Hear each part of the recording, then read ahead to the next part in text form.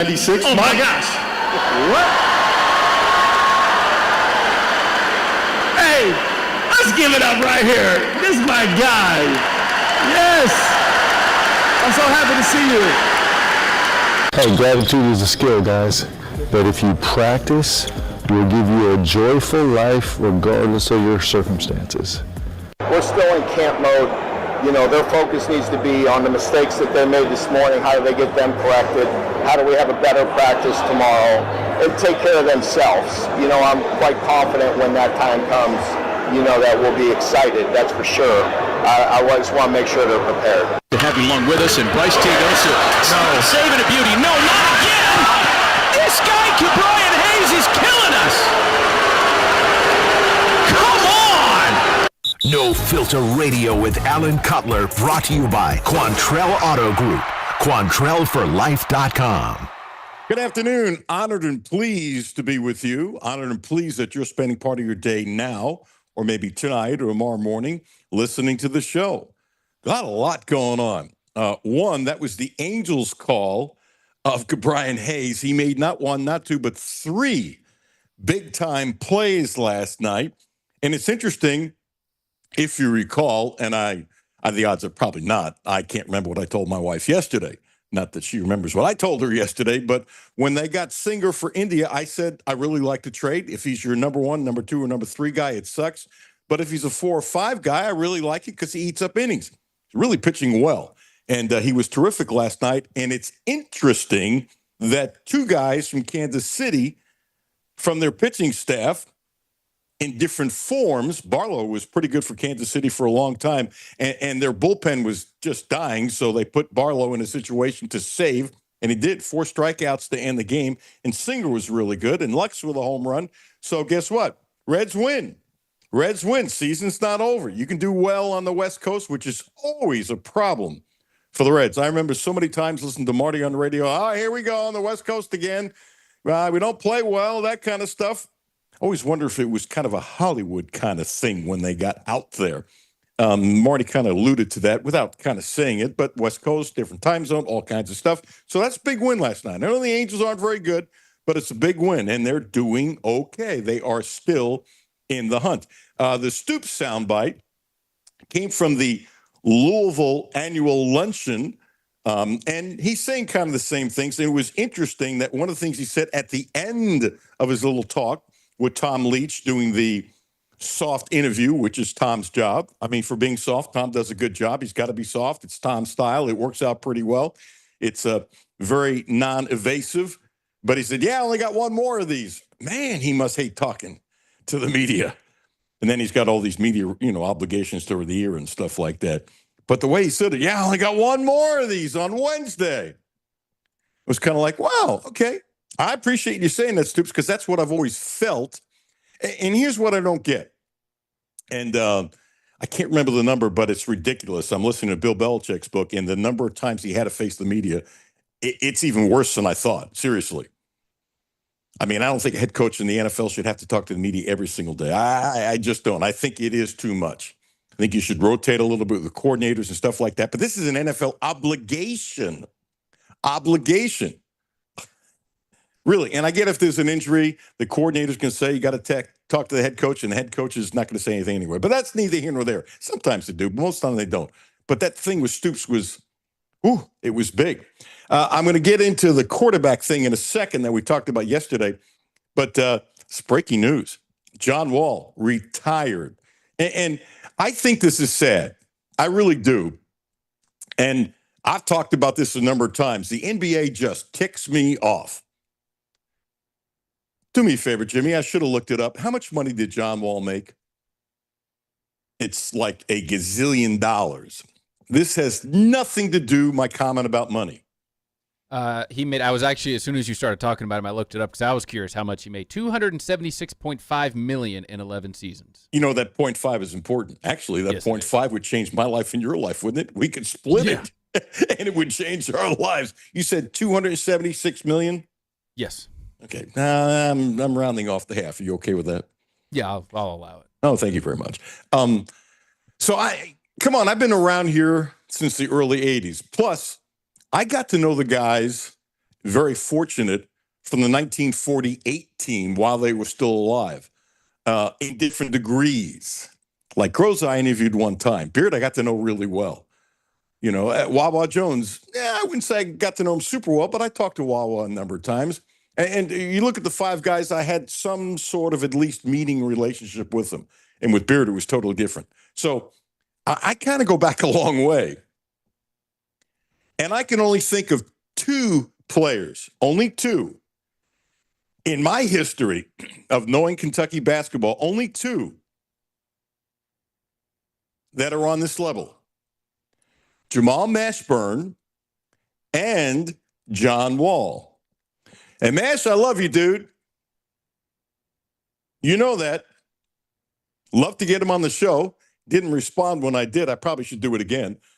But Mashburn changed everything around here for Pitino with all the Kentucky guys that hung around. When I say Kentucky guys, I always consider, so does he, Sean Woods, one of the Kentucky guys. And the turnaround that Pitino did with those guys, getting them in shape with the 3 points and the running and the open court and all that kind of stuff was magnificent. Never would happen without Mashburn. Guys on the team will tell you that. And so Mashburn, who was chunky in high school and came close to going to Syracuse, comes here, gets in great shape, and literally changes the program. I've struggled with this in the last hour or so. When Shams, the NBA guru, he broke the story that John Wall was retiring. At least that's the first one I saw it. I think John Wall was more important to Kentucky than Mashburn. I think. I'd put it as a 1 and 1A because I believe had Mashburn not come here, it would have taken Pitino probably another year if he would have brought somebody in close to Mash. And I think he would have. So you can say 1A. You can say one is bigger than the other. I will ask some guests today. Chip Rupp. Chip, if you're listening already, joining us at 1:30, that's my question for you. Who was bigger for the program in the history of the program, Wall or Mash? And by the way, if you like one over the other, it's all great. This is not a right or wrong. But the program was so down each time. So down. You know, one of the reasons why I'm picking Wall over Mash, and I say this with loving kindness, there's nothing mean from where I'm coming from. Pitino's a better coach than Cal. Cal's a Hall of Fame coach. Cal's a better recruiter. And I think of Pitino and his skills as a coach gave him a leg up to turn this thing around, whereas what Cal did, that first class, I've said this ad nauseum, that first recruiting class that John Calipari put together is the greatest recruiting class in the history of all time. To do that on a dime. So, I don't know. I've battled with this. Whatever. It doesn't make a difference. Mash or Wall. Mash or Wall. Mash or Wall. And maybe because Wall was more flamboyant. And here's the other reason why I'm picking John Wall over Mashburn. Jimmy, can you use the word sexy with a basketball player? Sure. Okay, John Wall, should I say he made him cool? Everybody wanted to copy John Wall.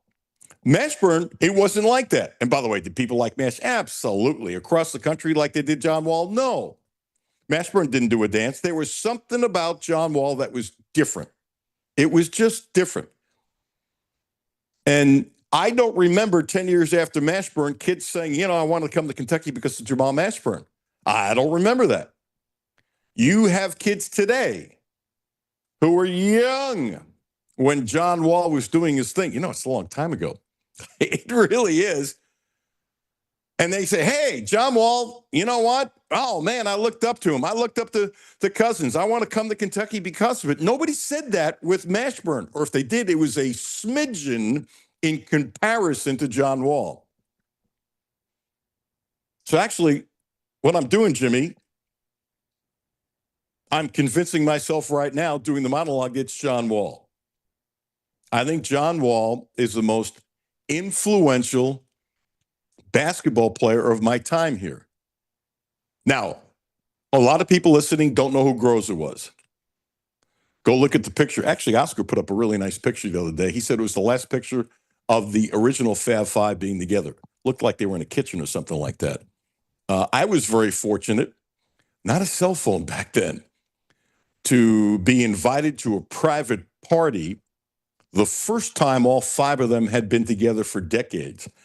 And I showed up late in the party after the 11 o'clock news, and there's very few people there. Matter of fact, Earl Cox, the late, great Earl Cox, who for a long time was the most powerful columnist sports-wise in the state. Others had left. Me and the Fab Five. And Jimmy, when I walked in, they welcomed me. They knew I was coming. You're not going to believe this, Jimmy. Outside of saying hi, I kept my mouth shut. Somebody poured me a tall bourbon, and all I did, oh my gosh, I wish I had a tape recorder or a video camera. All I did was listen to stories that for like a couple of hours, and then I left and they were still going. I just couldn't keep my eyes open. It was one of the great nights in television, and I have nothing to show for it. Nothing to show for it, except what I do have, and I need to check out if it's worth anything. There was a program that all five of the guys signed. It's got to be worth something. I've kept it in great shape. I should see, Jimmy, if it's worth, and give it to somebody else in the family. Could pay for some education or something like that. Okay, I'm going with John Wall. And Chip Rupp will throw his 2 cents in later. Van Hiles, always good on football, and he's been on fire the last couple of times. He'll join us at 12:30. The Hall of Famer, all friends today. Hal McCoy on the Reds, so that will be fun. Really looking forward to today. Stoops from Louisville yesterday. Now, we talked about this. Jimmy, would you cue up clip number 6? And I'm going to repeat what I said yesterday. Whoever, whether it's Zach or Cutter, whoever honestly wins the quarterback battle, they should start. And if it happens that they start Zach because he's older with more experience, but Cutter played better, that'll really tick me off. And I'm not saying that because I like Cutter Bully. I've never met Zach. From the interviews I've seen, seems like a mature young man who's grown up a lot. He's big, strong, has a great arm, and all that kind of stuff. So there's nothing negative here. I think Kentucky would be lucky to have either one of those kids starting. Yeah, when I say kid, Zach's going to be 25 next month or something like that. You've only looked it up about 5 times for me, right? You're smirking. It's going to be 25, right? Yeah, I believe in November. November. Okay. You don't have to look it up because you've had to help me with it so many times. I have so many birthdays in my head. Is yours coming up soon? No. I got a couple months. May. So, yeah, May. It's coming up soon. May is a couple months? Yeah. It's all a mindset. Okay. You've aged a lot since we started working together. Is that my fault, too? Yeah, I've got more gray hairs. Gray's hair? Yeah. Oh, what were you drinking with Matthew? Probably too much coffee or something like that. You're not a coffee guy. Anyway, so my thing is, I don't know what's happening. I don't know if Zach is ahead of Cutter, if Cutter is ahead of Zach. There was no question that Zach was ahead. And there's no question that Cutter is catching up. Now, I want you to listen to this soundbite, and it's a little long. It's about 43 seconds. And this is a word. Come on, Jimmy. You've played a gazillion sound bites for us from Stoops, and you've listened to press conferences, stuff like that. Just give me a taste of this word before we play it. How often have you heard Stoops use the word remarkable talking about a player? I don't think very many. Can you think of one off the top? I mean, he probably has. I can't think of one. No, not off the top of my head. No. And is it possible he used it? Sure. But he uses the word remarkable, you will hear. And so now the temperature has changed with Stoops, that he's basically saying they're in a battle. Now, I'm going to be cautious. Is it possible he's saying that coaches do this? I'm not saying Stoops is. I'm going to tell you, I don't know. Coaches have done this. This is why I'm throwing it out. Where they'll build up the number 2 person to make that person feel good and to keep him around and to keep him interested. But you don't have to worry about Cutler being interested. So in that case, it's superfluous. It doesn't matter. But you have to wonder that, and that's not an accusation. There's nothing of a hint in there. I'm just telling you, coaches have done it many times. You talk up the backup so much and the season happens, hey, where'd that backup go? Not in game 1, not in game 5. And if he made it in game 6, it was either because it was lopsided or somebody got hurt. So because I've done this forever, I look at this with caution. And I'm not calling Stoops a liar. Please don't go there. But coaches have coach speak. So that's why I'm saying it. Here's clip number 6. This was yesterday at the Louisville. I think I'm going blank. I think it's the quarterback club. I've talked about this meeting forever. Anyway, it was in Louisville. It's a big deal. I've been there. I've covered it, that kind of stuff. It's a huge room. They get a lot of people there. It's a fun, positive thing for the program as they do it for football and basketball. Here is Stoops. Listen carefully. You make your own judgment on the battle between Cutler and Zach. You know, Zach Calzada is a transfer. He's a 6th-year player. I really like his experience. He's been around a long time. He's played in this league. He's won big games. He was the starting quarterback at Texas A&M years ago under Jimbo. Won a bunch of critical games there. Had an injury. He's bounced around a little bit, but big thing is his experience. He's a big guy. He can make all the throws. He has a strong arm. And he's in a battle with Cutler Boley. I think Cutler is a guy that's a redshirt freshman that we all anticipate the future of this program. When that happens, I don't know. But Zach has been very steady and very good through camp, as has Cutler. But I feel like, if one was leaning one way or the other, I felt like Zach was having some really good practices and kind of separating. And then all of a sudden, Cutler comes out last Saturday and has a remarkable scrimmage and looked as comfortable as he's looked since he's been here, with really putting it all together. We all saw flashes in games and in practice with his ability with his arm, but putting it all together and really having that comfort level and that command of the offense takes some time, and he's getting very comfortable and he's making big gains, and so that's really terrific to see, both for this year and for the future. All right, Jimmy, we're going to analyze every word here. So he uses that term again, besides what I mentioned before the bite blade, remarkable. But when he said, when I don't know, that he doesn't know. So that could mean he hasn't decided the starting quarterback, or that could mean he's basically saying he's still the backup. We can overanalyze this like crazy. How did you take it? Did you read this, that Cutler is catching up, but he hasn't caught up? The other thing, too, is, this is the week where a lot of programs are naming the starting quarterback. It's pretty common. Now, here's what will be fascinating. I think, if I remember right, and please correct me if I'm wrong or you remember differently from what Stoops has said a couple of times, that on Wednesday next week, they get into Toledo mode. And somebody, it will leak, will talk about how the snaps are divided up. And so even if they don't say anything, I'm going to guess it'll leak that way. When you start preparing for game number 1, who's getting the most reps? Who's getting the most reps with the number 1s? Do I think they will divide it evenly? Hell no. Is it possible? Yes. Would I be shocked? Yeah.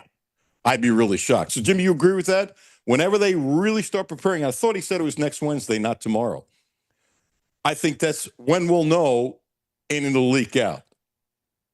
You can't disagree with that as a football player. No, yeah, I agree with that. And I don't think one way or the other about the compliments he was giving to Cutler. I don't think it has anything to do with Zach per se. I think it's just him complimenting one of the local guys who's on the roster that he knows a lot of fans have been curious about and what his development is.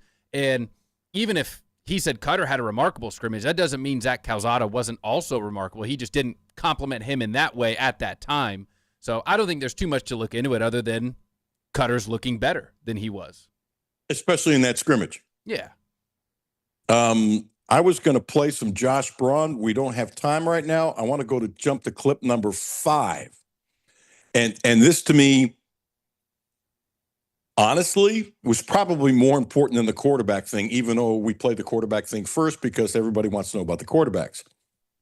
I have said ad nauseum, I think, way before the talk season, and Jimmy, you'll back me up, depending upon when you start listening to the show, that I thought the offensive line is going to be much better.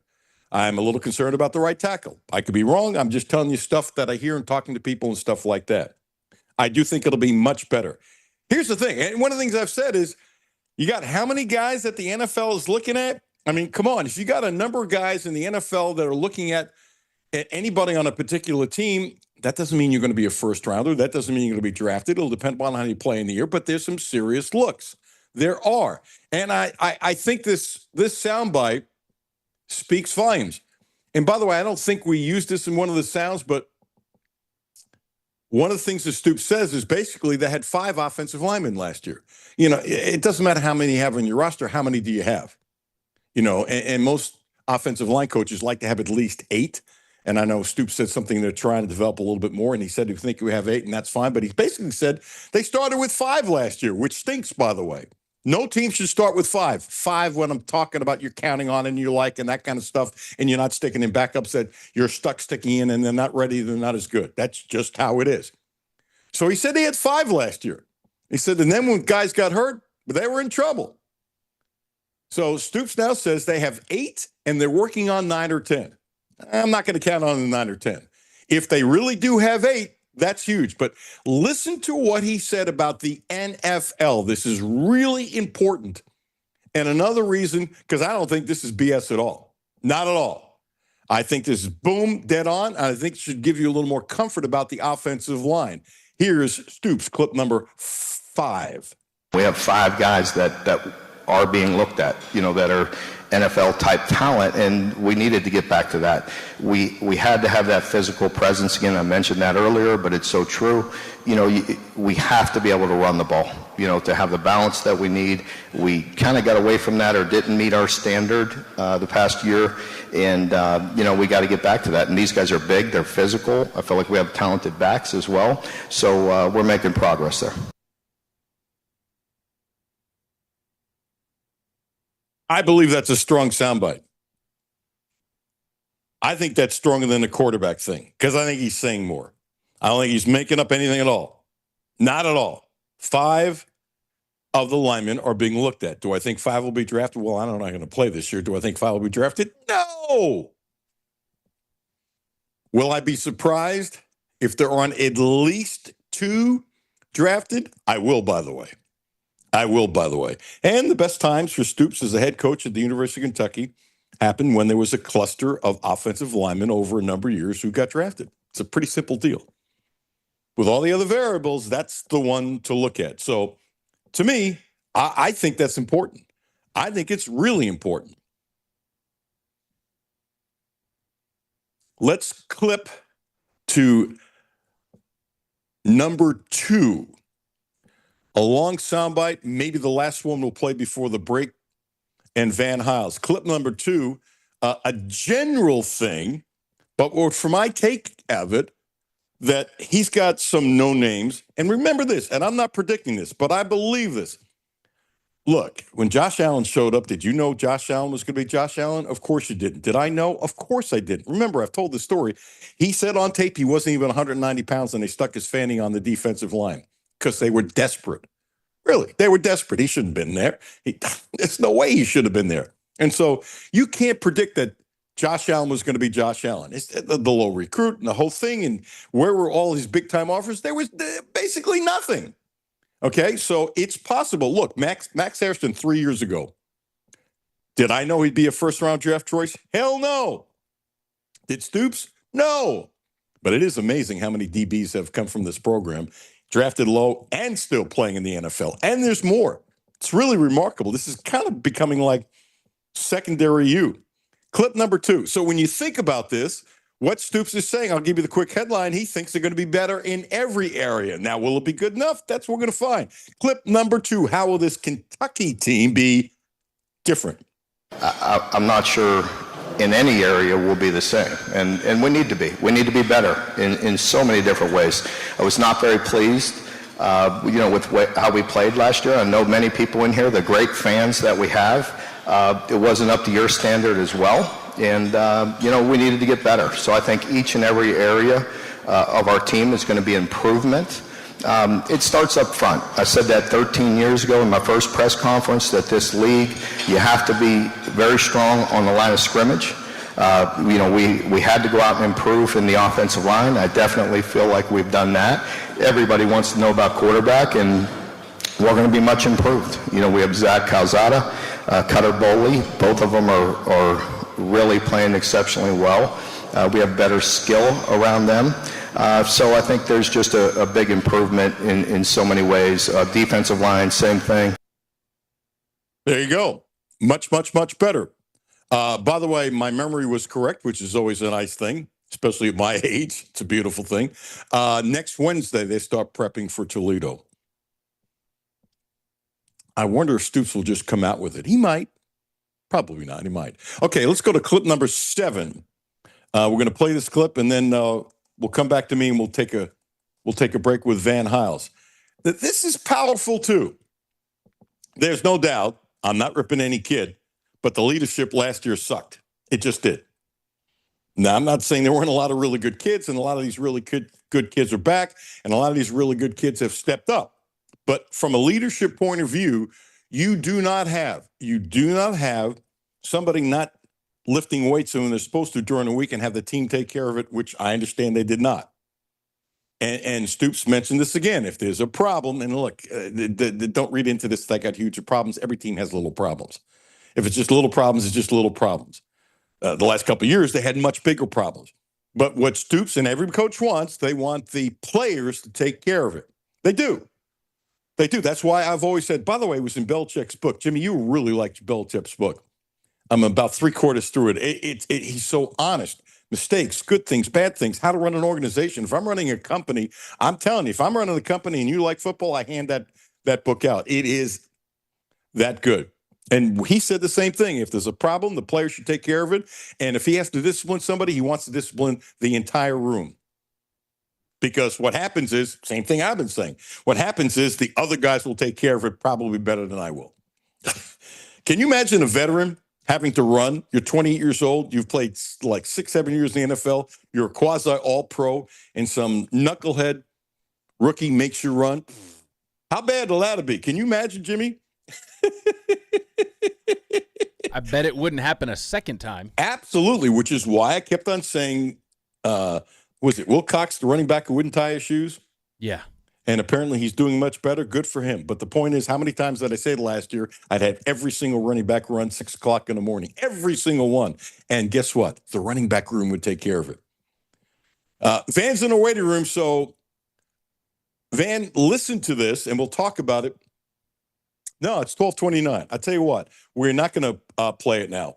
I'm going to try to be on time today. What a revolutionary idea.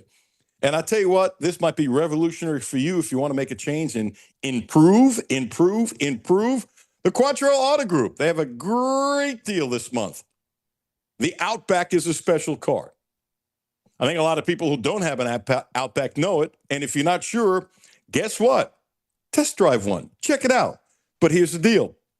0%. That's right. 0% interest for 36 months.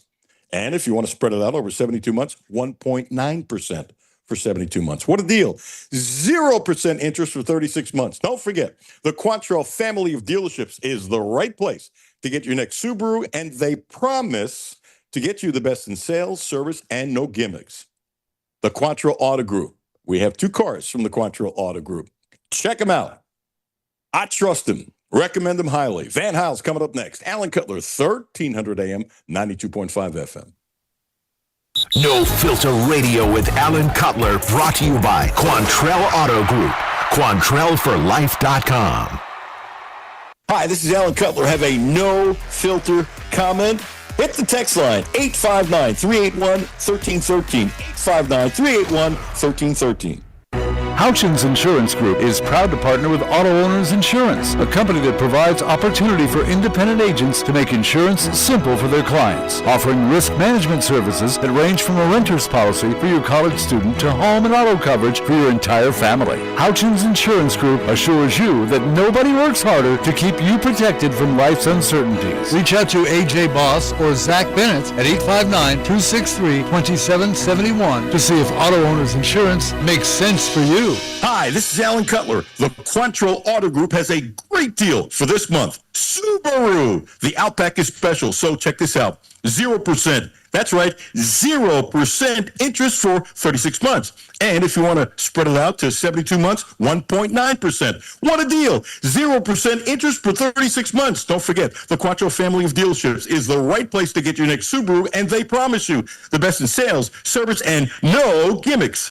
Hi, this is Patrick DiGiacomo, and this is why I would recommend Republic Bank. So, when the bank manager brought me over just to show me how their ITM works, he hit this button where an actual live person came on the screen, and she was so kind and helpful, and it just made me feel like, wow, I'm not dealing with just a machine, I'm dealing with somebody that's actually paying attention to what I'm doing, and it made me feel really good. And that's how Republic Bank helps their customers go from living to thriving. Learn more at republicbank.com. Member FDIC. It's summertime, and that means it's time to hit the road. Whether you're heading across town or across the state, going on a picnic, to a baseball game, or driving to the lake, stop by, fill up, and stock up at Clark's Pump and Shop, your road trip headquarters.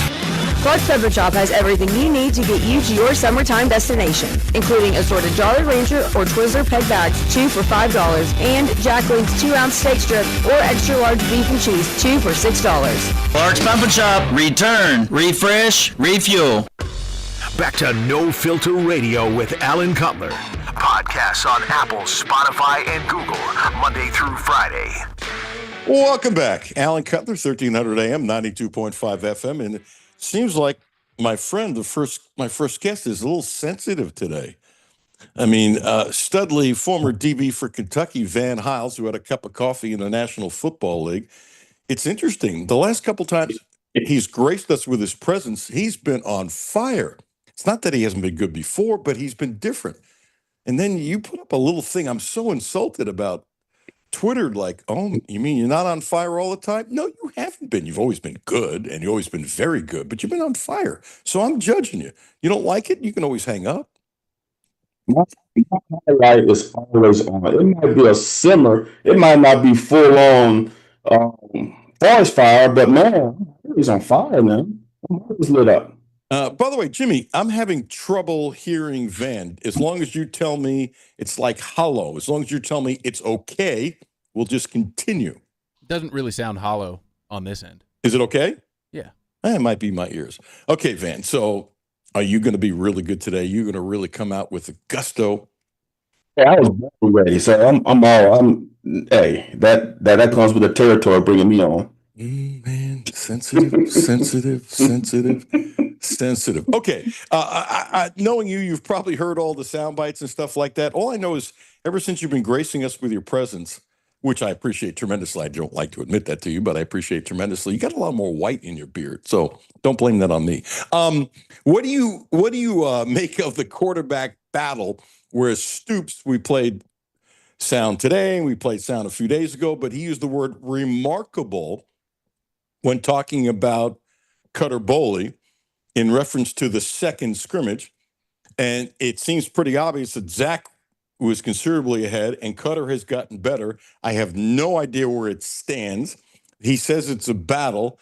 Come on, you played the game. You understand coaches sometimes build up the person who's getting close to make him feel good, but it's a bunch of BS. I'm not accusing Stoops of that, but you know that's true. So, I only have one thing. Whoever honestly wins the battle, and I like Cutter. I'm not saying I don't like Zach, but, I like Cutter.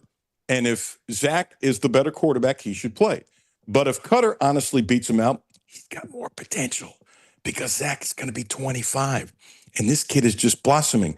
Who has more room for growth? Which one? Be that as it may, I just want the best one to win. And here's the other thing. Here's where I want you to start. You're a DB. You're watching.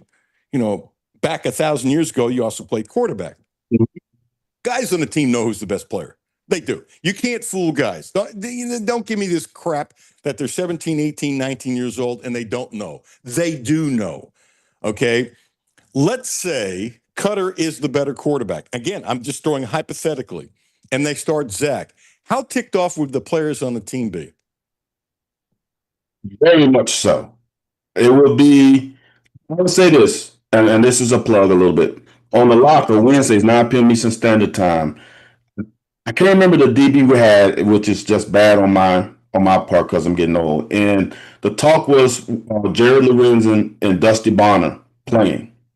And this DB said defense was highly upset because Dusty Bonner did not play and start that next season when he transferred to Valdosta. He said Dusty was obviously the best quarterback and everyone knew it. But I think we know the reasons why, which is kind of similar to the situation that we're in right now, is you have a quarterback with a lot of potential from the state that fans are clamoring to see because they have seen him in high school. For a player, we don't care about that. We care about, especially the seniors.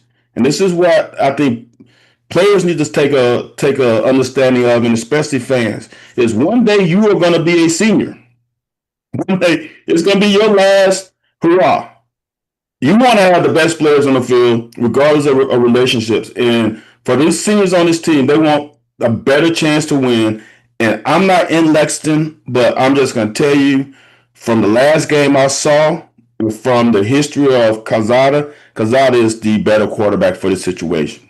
Okay, and if he is, he should play. He should start. Yes, if what I'm saying is, I really like Cutter. I don't dislike Zach. If he's the best quarterback, he should start. Now, if they're neck and neck, and I mean really neck and neck, do you go with the older person, or do you say the younger person has more potential because he can grow more?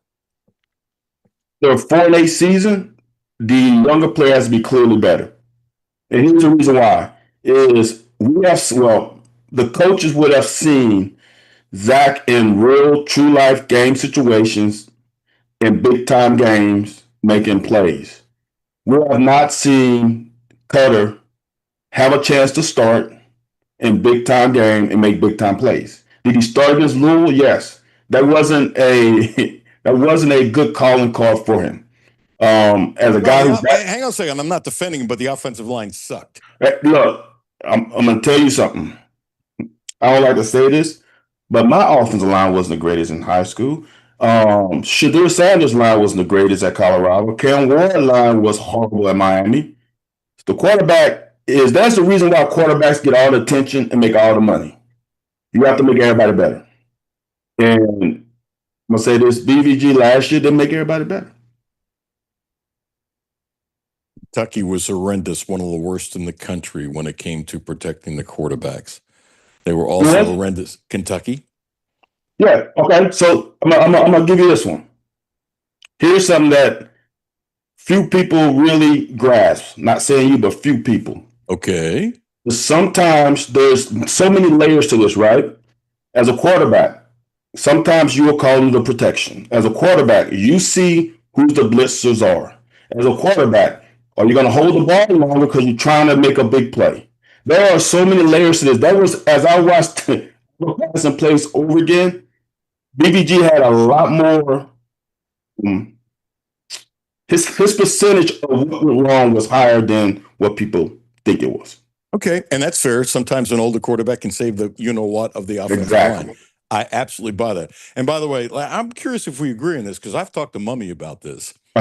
I've talked to Mummy about this. So his logic of starting Jared over Dusty was that his plan was he actually thought by the time Jared was a senior, with all the players coming back, that he had a shot to maybe win the SEC.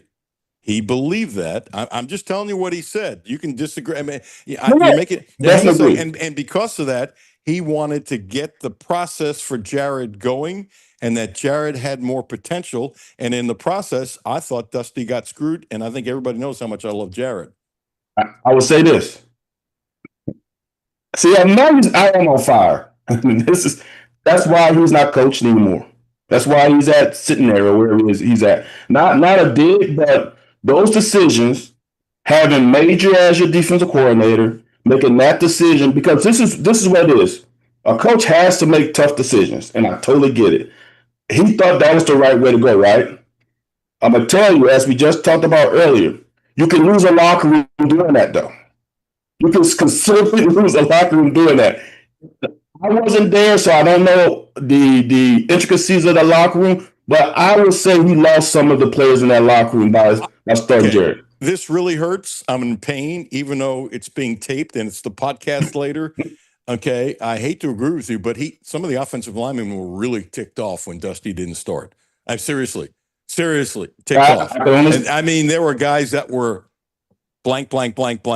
So I hate to agree with you, but you got to remember, I'm reporting back then, so I know. Now, I couldn't get anybody to say it on record, and I get that because, I mean, they would have sat him. But let me throw something at you. When you said that's why he's not coaching, I don't buy that, and I'll tell you why. Let me throw this at you, and I don't want to get too much in a tangent, but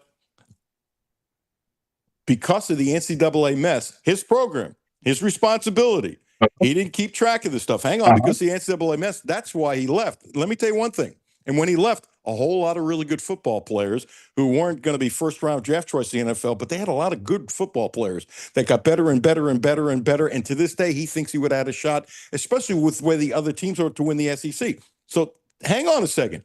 Had that worked out, there's a lot of ifs there.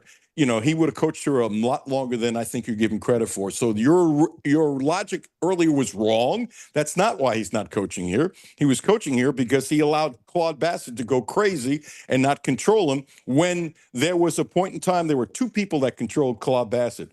Mike Leach the first year. Mike Leach was tough on him. Okay. I know some things Mike Leach said. I can't, how he would talk to him. We'll just leave it like that. Okay. And then the other guy, it was interesting. You know how you have a Billy Martin as a fiery manager, and then Bob Lemon, probably maybe three people listening remember Bob Lemon was very quiet and that kind of stuff. Well, you had from Mike Leach, who just would get right in his face.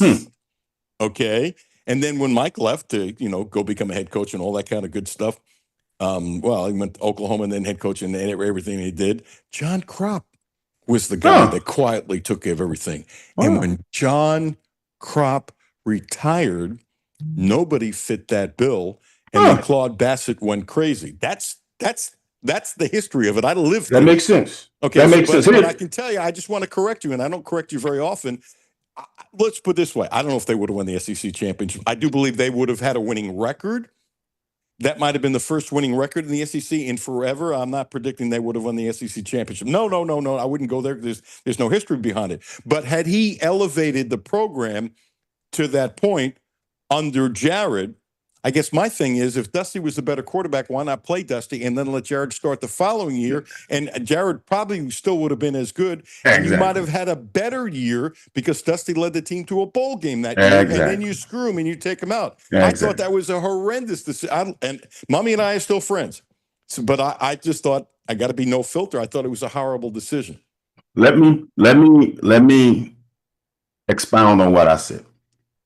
Hal Mumme is a great coach. I'll never forget me coming back when I was with the Bears, and I got on the sideline, and this guy had a 3x5 note cards. He was calling plays off a 3x5 note card that was folded in half and was making adjustments on the sideline.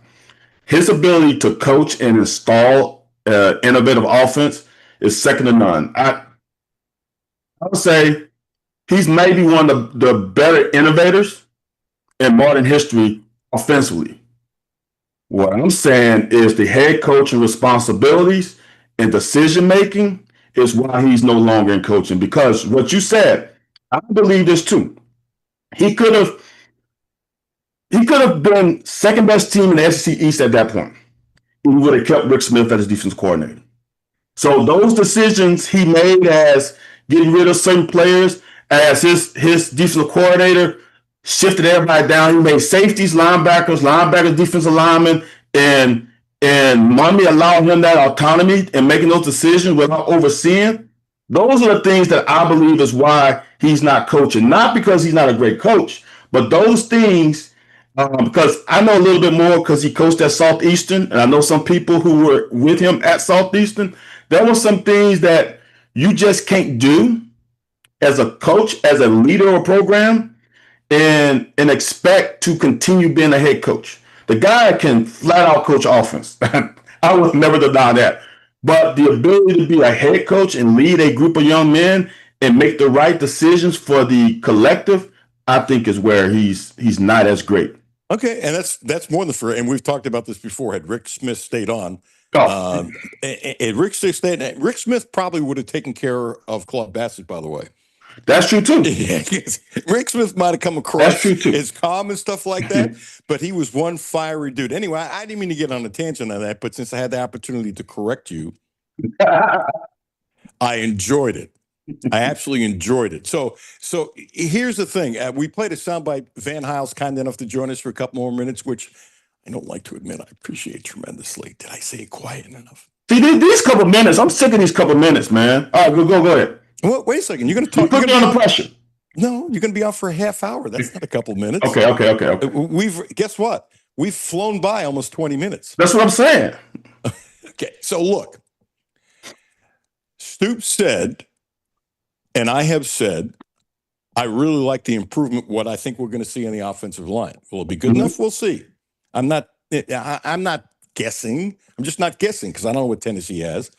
I don't know what Ole Miss has, but I don't think they're nearly as good. There's no quarterback going to play nearly as good as the guy who did great. I think Jason Dart was 14-16 the other day with the Giants, and they're still not going to start. But that's neither here nor there. Ole Miss is a lot more beatable this year than last year. But taking a look at this, he said that the NFL is looking at, didn't say going to be drafted. None of them might be drafted. I think at least 2 will be drafted.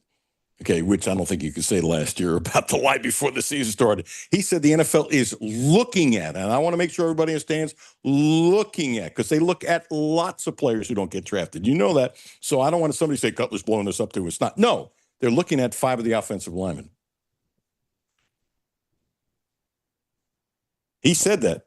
We played the soundbite. The start, are these all the eligible players for next season, or guys who potentially has shown potential, so they could be 2 years down the road?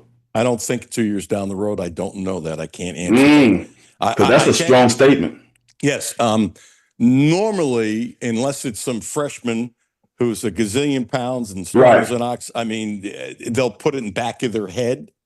Okay. In this, I can't answer. I'm going to assume, and with pretty good strength of guessing, okay, that he's talking about the guys this year. Wow. So you're talking about Burton and Pete and Braun and okay.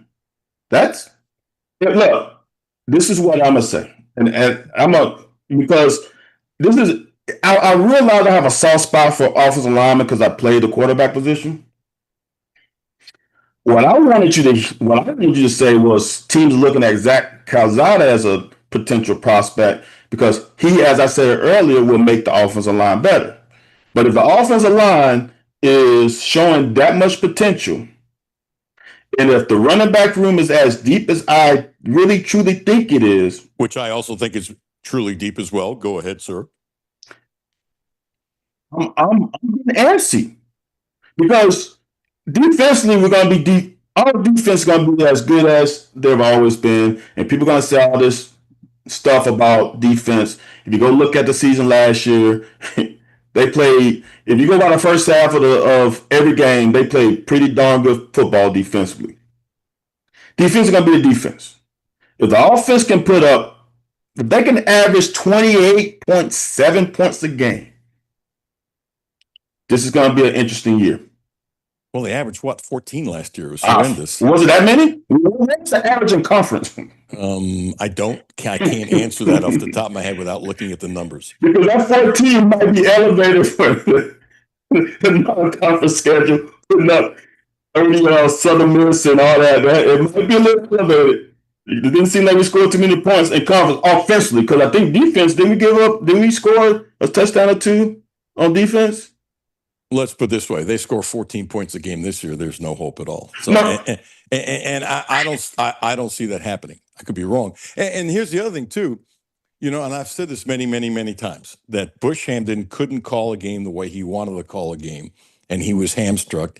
And the other thing, too, is, you know, there were some fans complaining about him, but any fan complaining about him last year was obtuse, because you got to have the horses to win a race. You can't, I'm not saying the kids were donkeys, but it was an expression I learned in the 1980s about the Kentucky Derby. And I just like the expression, you can't win the Derby with a donkey. And so I'm not calling these kids donkeys. Please, please, please. Some idiot's going to say that's what I said. It's not, but they didn't have the horses. So what is he going to do? See, my thing is, Van Hiles, they were terrible on third down last year. Terrible, terrible, terrible, terrible, terrible. So if they can get to a point, and this in his first press conference, I remember him saying it like it was yesterday. We have to be able to run the ball when everybody in the stadiums knows we're going to run the ball. And, you know, outside of interceptions and fumbling the ball, to me, that's actually the most important thing. It's number 3 on my list for offense, because if you know that McCowan and Dowdell, for example, the two guys are not really showing up in scrimmages, if they're healthy starting out and they can convert on 3rd and 1 or 3rd and 2 or 3rd and 3, I'm not asking them to run 3rd and 6 all the time and make it. That's not fair. Not asking it. It's asking too much. Point is this: if they can convert on 3rd and 1 and 3rd and 2 consistently, that allows Bush Hampton to call all kinds of plays that he wanted to last year, and it changes everything. You're smiling and nodding, so you can tell me how smart I am. That's a great comment. First, great players make average coaches look elite, and average players make elite coaches look average. That's just the name of the game. We can do well on first down. You just said the opposite thing. If you can get the 3rd and 4 and under, a defense is kind of are on their heels because you can do anything you want. We couldn't get into those situations because we were not winning on first downs. And a lot of times we were not winning on first downs because we were having silly penalties, dead ball penalties, holding penalties, all that stuff that sets you back. That was a problem for us last year, not winning on first down. And the thing about on first down is, as Coach Bush said, you have to be able to run the ball successfully when they know you're going to run it. Most teams run the ball on first down, on average. So therefore, if you can get you 2 to 3 to 4 yards on first down, you are winning as an offense. As they say, the cliche thing, stay ahead of the chains. If you can get 3 plus yards on each down, you're going to get a first down. And that's the name of the game. When we're 1st and 15, we're not going to win because we don't have explosive skill position players. But we can get to 2nd and 7, then we get to 3rd and 4, then we get to 4th and 1. Like, those are the things that keep the chain moving. Georgia Tech did that to us in that bowl game in Charlotte years ago. Wide splits, they were 4th and 1 or 4th and 2 consistently. They just kept churning. I want to play a soundbite for you. All right. Jimmy, would you please cue up Oakley Watkins? And give me a thumbs up. He's the new head coach at LCA. He took over for Doug Charles, who was 65-15. Wow. He waited his turn. He was on the show yesterday as they have a big event, the eCampus Bowl game. It's doubleheader Friday night, so had him on to promote the bowl game. How about this? A doubleheader, 4 really good teams for only $10. And he says the concession stand is really good. So we had him on to plug their bowl game, and he was the offensive coordinator for a guy named Cutler. Well, let me tell you this about this guy. How about this? And I didn't know it. He's a head coach in high school. He's a lawyer. How many lawyers? Look at your face if anybody's watching on Facebook at the ESPN 1300 AM. The only lawyer I can remember was my friend Mike Leach, who didn't play major college football, didn't play college football at all, and he was a lawyer. If there's another one, I just don't remember. And we're talking, and he was then complimenting his wife because he's got 2 young kids. He's waited for this opportunity for a long time. Doug Charles, and I love this, and as a coach, you'll love this too, was preparing him for years for this day because, you know, Doug went out on his terms, 65-15. You go out on your terms, but he was such a kind person. He was preparing for this, and Doug is still staying on in retirement as their quote-unquote general manager around the program. He's a wonderful man and a real good coach. Point being is this: he was Cutter Boley's offensive coordinator. He actually played at Center College. He actually coached there, and then he went to LCA as an offensive line coach, then moved up to coordinator and then became the assistant head coach. He's a smart man and whatever. So I'm giving you all this background to tell you, trust me, I think he's a really smart guy.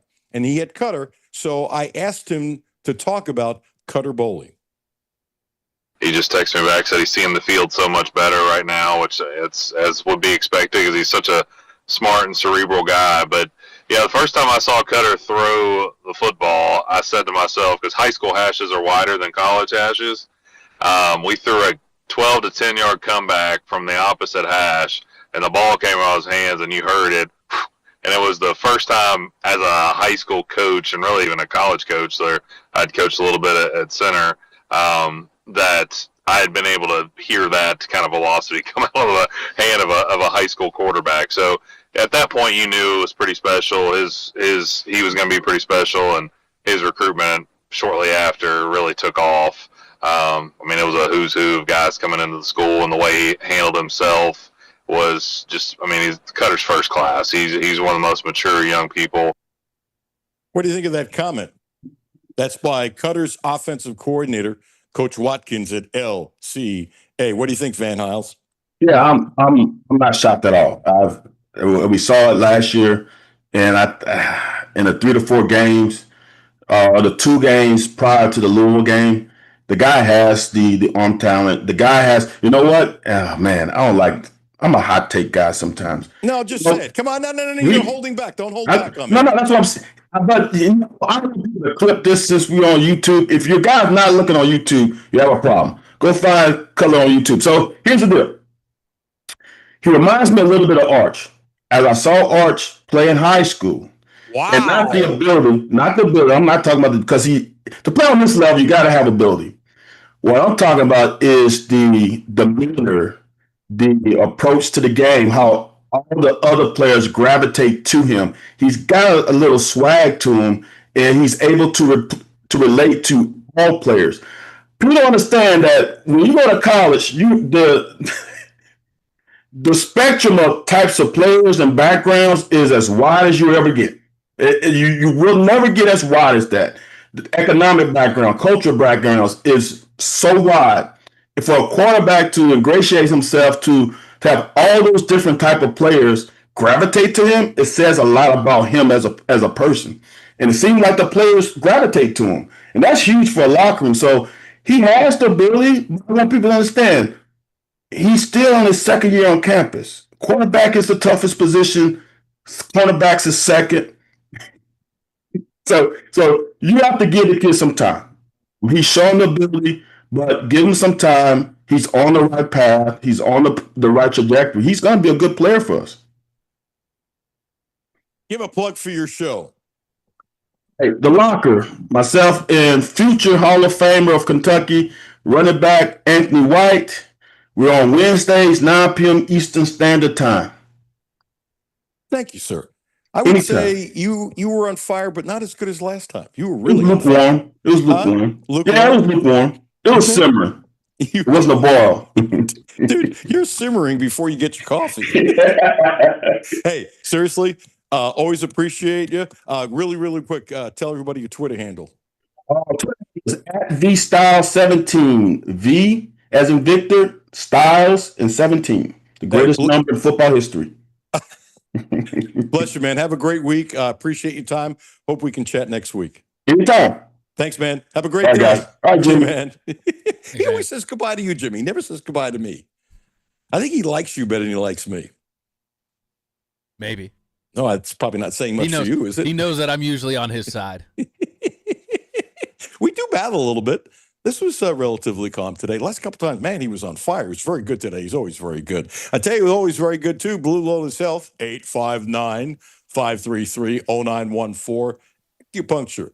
Now, also providing a licensed massage therapist. Acupuncture. Blue Lotus Health, on Versailles Road. I've had these neck issues because of my eye and how I'm sleeping, and I have trouble after a couple days turning it one way or the other. And he put, once again, it seemed like a ton of needles in my neck. And when I got up, it's amazing how much more I could turn it. He's helped me in so many different areas. I trust Ramon. He's a good dude. He's become a really good friend. Acupuncture. Ramon, Carriega, Blue Lotus Health, 859-533-0914. The Hall of Famer, Hal McCoy, talking piece of ball coming up next. Alan Cutler, 1300 AM, 92.5 FM. No Filter Radio with Alan Cutler, brought to you by Quantrell Auto Group. QuantrellForLife.com. Hi, this is Alan Cutler. Have a no filter comment? Hit the text line, 859-381.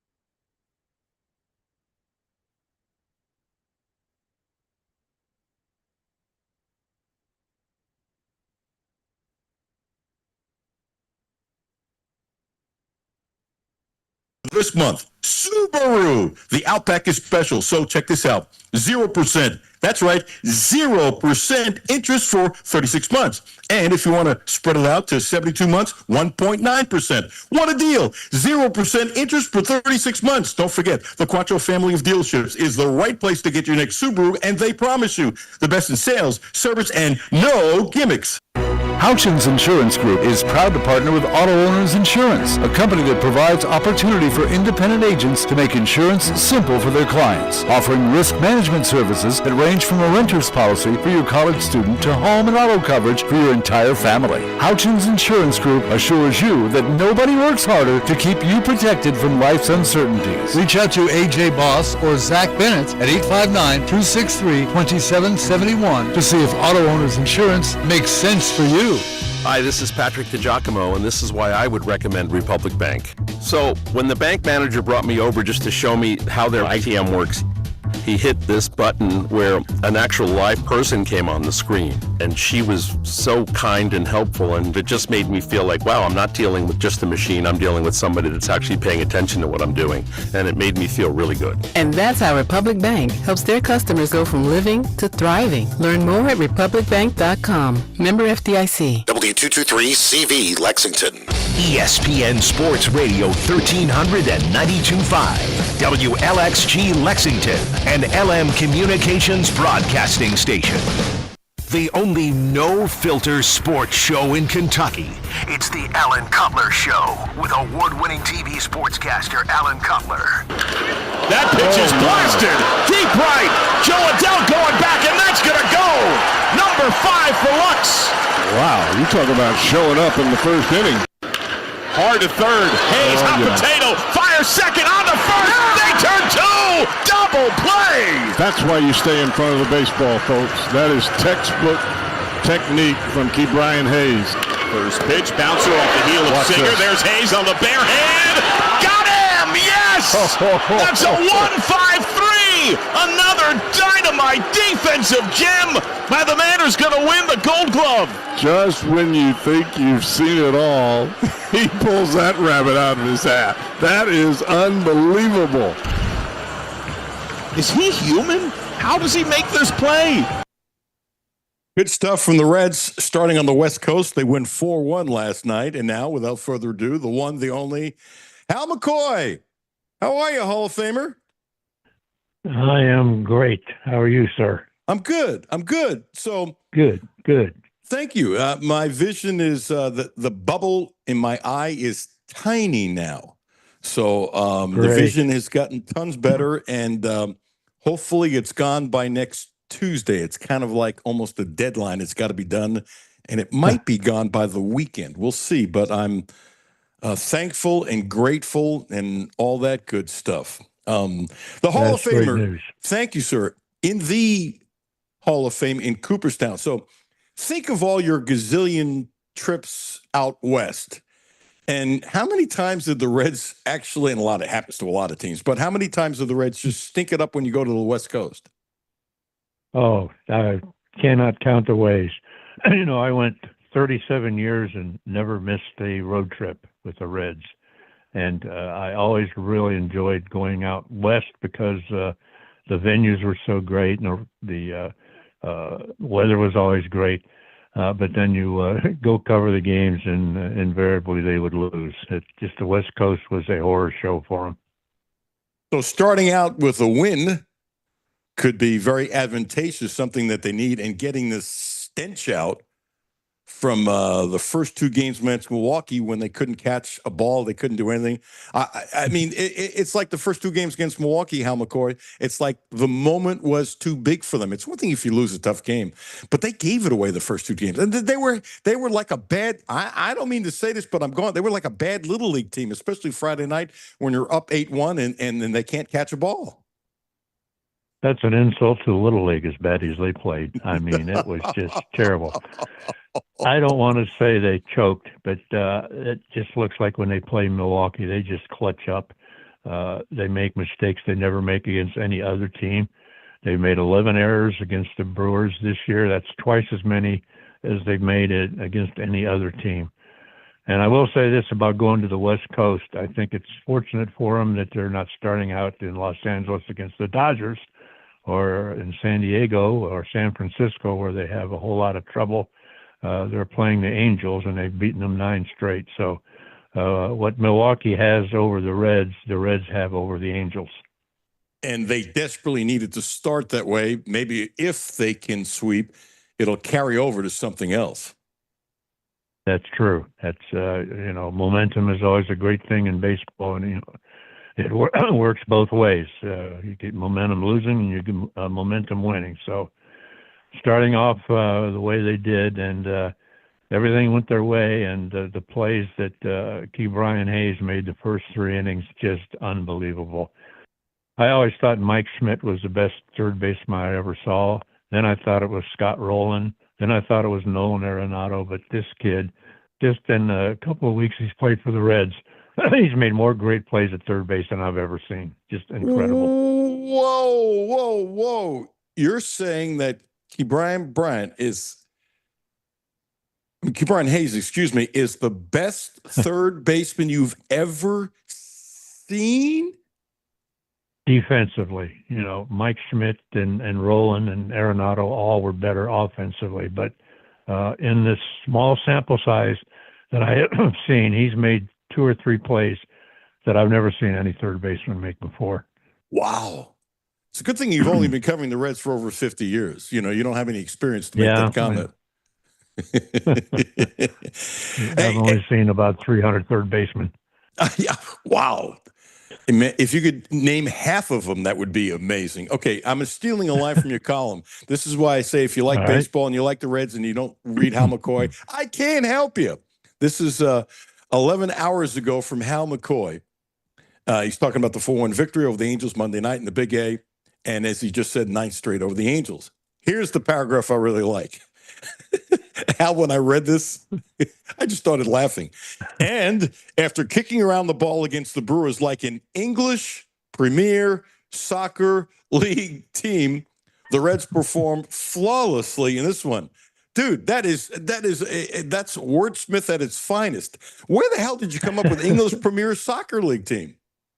I don't know. I'm not even a soccer fan. I don't like to watch soccer. I know it's a great sport and it's catching on here in this country, but a 1-0 game in soccer doesn't excite me. But I don't know. It's just my crazy mind. It was 1:00 in the morning, and I'm in front of the laptop, and I'm thinking about those terrible games they played against Milwaukee and kicking the ball around. And I think, well, who kicks the ball around? Well, the English Premier Soccer League. It's great.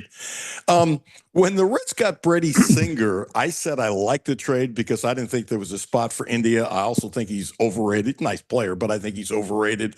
And I said, look, if Singer is your first, second, or third guy, your team sucks.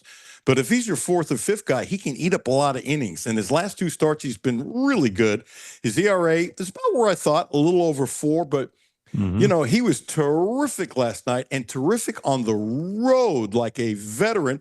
And Barlow saved the game last night because the rest of the bullpen couldn't even come out. And so you got 2 guys in different forms that come from Kansas City's pitching staff. It's interesting that the 2 guys in different ways, how they got to Cincinnati. And I still can't figure out why Barlow didn't get more money from somebody else. It's good luck for the Reds. He's done a very good job, and so is Singer. That Kansas City's got to be kicking themselves, no? I would think so. And the Reds got absolutely what they were looking for when they got Singer. They want an innings eater, and that's exactly what he was. And that's what they needed last night, because those three regular bullpen guys were used up against Milwaukee and had to go to the second-tier relief pitchers, and Singer got him to the sixth inning. And he even told Francona that he could go back out for the seventh, but Francona said he had done enough, which he had. Just amazing how he gets things done. I mean, the Angels hit the ball hard a lot of times, but usually it was right at somebody, or Hayes was making a play, and he kept them right in the ball game. And I keep on talking about Marte. You keep on agreeing. And Marte's almost batting 300, and at 500 at bats, he's about on pace for 25 home runs and almost 100 RBIs. They're finally leaving him in there. They got him up to fifth in the lineup finally, and the kid's only 23 years old. Yep, that's what we talked about last time we were on. Move him up in the lineup. He's batting fifth, got 2 more hits last night, 9-game hitting streak. I think during that hitting streak, he's got 5 doubles and 2 home runs and 8 RBIs. Yeah. I mean, he still scares me a little bit in right field. I mean, he makes the routine plays, but he's learning out there, and I think they can afford to keep him out there, and they should. I would like to think he'll just get better and better. I'm not saying Gold Glove, but he's an athlete, and if you can catch a fly ball, which it looks like he can, he's not serviceable yet. But why can't he be serviceable? Oh, he's an athlete, like you said. He's an absolute athlete, and he's a stud. And he has a great arm, and he has the speed. And, he has all the makings. Even Francona says he envisions him sometimes as playing center field, being a center fielder. That's how much upside they think he has, and I agree with them. You think center field is a possibility? I saw that, and I'm going, nah, really? I do. Yeah. Okay. I think it may take some time, but like I say, he's got the speed and playing center field. Although you have more ground to cover, which he can do it, the ball comes more truer off the bat to you, straight away, instead of hooking or slicing, which is what he seems to have trouble with right now. Balls get right at him, he's okay, but balls going over his head or to his left slicing or to his right hooking, he has a little trouble with. But he'll learn. I mean, he's learning on the job. They put him out there in mid-season. What do you expect? Yeah, but if you can bat like that, I'm all for him learning on the field, because he's not embarrassing himself, but there are been a couple of moments where it's kind of like, can he get the ball? Can he get the ball? But I'm good with that. Yeah. So the general thought is there really hope, or are they teasing Reds fans?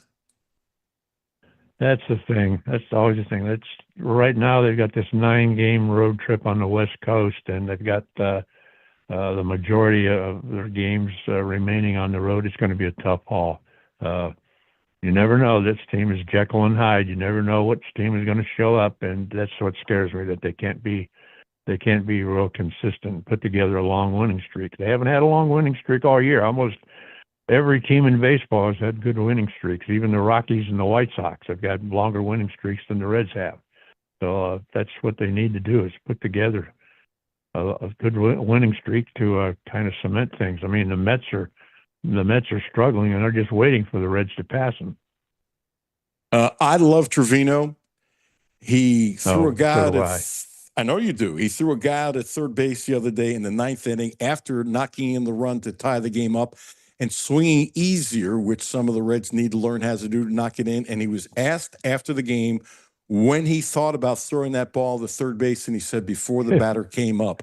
I'm going, that's like the perfect, brilliant answer, being mentally in the game. And then I look at Ellie De La Cruz, and as much as I love him on the base pass, and he's driving and runs, and he scores runs, and he flies with the greatest of ease, his shortstop play is driving me nuts. He kind of cost him a game Saturday night.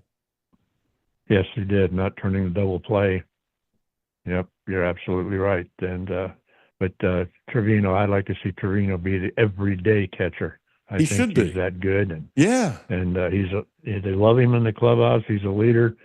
They don't interview him very much, but they interviewed him the other night, and he was outstanding, just like you said about when did he think about throwing to third base when he was coming out of the batter's circle. So, yeah, he's thinking ahead, and every pitcher gives him credit when they pitch to him about him leading the way and calling a great game. I'm surprised he's not. Go ahead, Al. I was I'm just going to sorry. say he doesn't have. I was just going to say he doesn't have a high batting average, but he's pretty doggone clutch. And even when he doesn't get a hit, he'll hit the ball to the right side to move the runners over. He does what you need to win, and he doesn't care about his statistics. I love that. And he wants to be a manager someday. I'm a little surprised he's not interviewed more. He's really good, and he is. I mean, I'm not saying he'd be the first guy I would talk to. Probably Ellie would be at all times, because anytime he gives you a quote that's good, I mean, you just kind of run with it. But he would be one of the top 3 guys from quasi everyday players, and I don't see them signing Stevenson. Because he's going to want too much money, and they got him cheap, $5 million a year for 3 years. I love him. I absolutely love him. I think he's one of the most underrated players in the National League. He's very, very underrated and very underappreciated, except inside that clubhouse. And they know what he's all about. And I agree with you. I would let Stevenson go. I'd make sure you're number one. You can't go wrong there. He's just such an upstanding player that he should be number one. I've said that all along. Yeah, I don't think Stevenson will have trouble getting a job. I don't know if he'll get the money he wants, and I don't think he's a special number one player. But that's me. No. I think there'll be some younger players who are just as good without having to pay the money. It'll be very fascinating to see, because he's supposed to be a really good guy, and he's good in the clubhouse, and he was a former first-round draft choice, and he looks the part. He's a nice catcher. But to me, he's basically a backup catcher when you have somebody like Trevino. So yeah, I got a question that's driving me nuts now. I hate to admit it, but would you put McLean in AAA Louisville and bring up Sal Stewart, who's tearing the cover off the ball, and bring him up and have him play second base for the Reds, or no? I would have done it last week. I mean, we both love McLean and his upside, but right now, his psyche has to be in the basement. I mean, he's striking out all the time. His defense has even slipped a little bit. He made a boot on a ball. He should have, and they ruled it an infield hit, but it should have been an error because it was Mike Trout. But a play that he normally makes, I think he's taken his offense out on the field, which sometimes happens to a lot of players. I think a dose of Louisville might straighten him out, because he's certainly not helping the team right now. To your favorite player in baseball, are you ready for this? Favorite person in baseball, excuse me, you ready? Yes. I can't wait to hear your answer. And I bet we disagree, which is, it's okay. It's a beautiful thing. Rob Manfred, what do you call him, the commissioner? Rob Manfred. I just like hearing you say that, Al. I always do. So I just do. I can't explain why. So he wants to change baseball. And again, and well, I like the pitch count. The pitch count thing was good. The guy on second base thing, I mean, I'd like to take a water pistol and squirt him. I think that was just horrendous. Add to the roster so you can have another pitcher. Don't put a guy in second base. I still think it's stupid. I still don't like the switch. So 2 to 3, I can't stand. What about you? Same way. Don't like that they got away with the shift. I hate the ghost runner. That's probably the one thing that I hate most of all. And I do like the pitch count at the time. I didn't think I would at the beginning, but I like it now. It keeps batters from stepping out every pitch. I don't know how Sean Casey would have survived, because he spent 20 seconds adjusting his batting gloves on every pitch. But that has worked. Actually, Casey would have adjusted. He'd have moaned and groaned and complained, but after getting a penalty, he would have been. He would hit what he hit against anybody in the world. But I can see why he would not have liked it. Okay, so Rob, what's his last name again? Manfred. Wants to change baseball and wants to have 8 divisions and basically do it geographically if you add a couple of teams. Do you like this or not? No, I do not like it. I know it's an odd number right now, but there are so many teams in baseball right now that the talent is so watered down. You add two more teams, it's just going to be awful. I think. I think that's enough, and I see nothing wrong with the way teams are aligned now. And he wants to add a couple more divisions so he can get more teams playing in the playoffs. Pretty soon it's going to be like the NBA and the NHL. Almost everybody makes it. The regular season is practically worthless anymore. Now, I don't want them to negate the regular season, and it's also like college football. Let's keep on expanding the playoffs. I couldn't agree with you more. Or the NCAA expanding, which I can't stand. But I tell you what I do like, okay, and I've always liked this, and not because of Rob, what's his last name? Manfred. Just cracked me up. Now, he's saying it, here's where he's full of blank, blank, blank. He's saying it because it'd be better travel for the players, which is true, but I don't think that's why he wants to do it. I think the reason why he wants to have the Yankees play the Mets more and the Yankees play and the Mets play Boston more, which to me honestly makes a lot more sense, is because they will save hundreds of millions of dollars on travel expenses. They will save a fortune cutting down hotel rooms. They will have some days where somebody in the West Coast playing a night game, I guarantee this is going to happen, won't leave to the morning of the game. I guarantee you it's going to happen. So I think this is all about money. And I read 4 or 5 articles of his explanation. He never put in there it's about money. I think it's about money. Do you? Yeah, it's always about money, especially with him. So, yeah, I'm sure that that may not be the main reason, but that plays into it, absolutely. Saving money on travel and hotels and all that stuff. And it's not like Major League doesn't make enough money that they want to save more. I think it's about, I kind of like splitting it up. I don't like adding 2 teams for the same reason you don't like it, because I'm going, is there enough talent? You got the Pirates. Do you want another Pirates? You got the A's who do pick players better than the Pirates. It's interesting how if you have somebody in your front office, you can be better. You have Milwaukee, who's better than Tampa, getting cheap and moving players, but there's too many bad teams. I'm with you. Where the hell is all this talent coming from? Exactly. That's my point. I mean, you talk about the Rockies and you talk about the White Sox, teams that don't even try to win, and because they probably can't find enough talent out there to get it. I still would like them to change, because when people say, and maybe not 8 divisions, maybe you can do it with 6 or something. But I really think the Phillies should be playing the Red Sox and the Phillies should be paying the Yankees and the Mets, not just because it saves a lot of money. I just think after everybody stops freaking out, you will develop some brand new rivalries. And as much as New Yorkers don't like Philadelphia and people in Philadelphia don't like the Yankees, I think there'll be more sellouts. I think attendance will actually go up if you do this. Yeah, that's true, but they play each other now. You're just saying you want them to play more. Yep, I do. Yeah. Hey, how often do you and I disagree? Not often. No. I still think you could be the general manager, I could be your assistant, and we could do a heck of a job. I don't vice versa. Or it's all good as long as you have your stogies and I can have a cold beer. Our rates are reasonable. What else is going on in baseball, the great Hal McCoy, that's in your mind right now?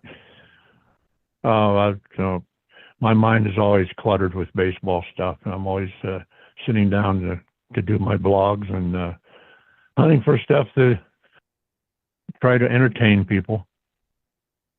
Well, you are very entertaining. Your columns are still the best. And you're only 62 years old, right? How old are you, Hal? 85. 85.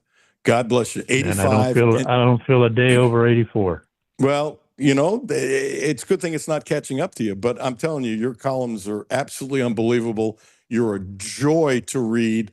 And I don't know how many people follow you on Facebook, but if you like baseball, you like the Reds, and you don't follow Hal, I mean, shame on you, shame on you, shame on you, shame on you. So I can't convince you that Philly should play the Yankees more and the Mets more and the Philly should play Boston more. You don't like that idea?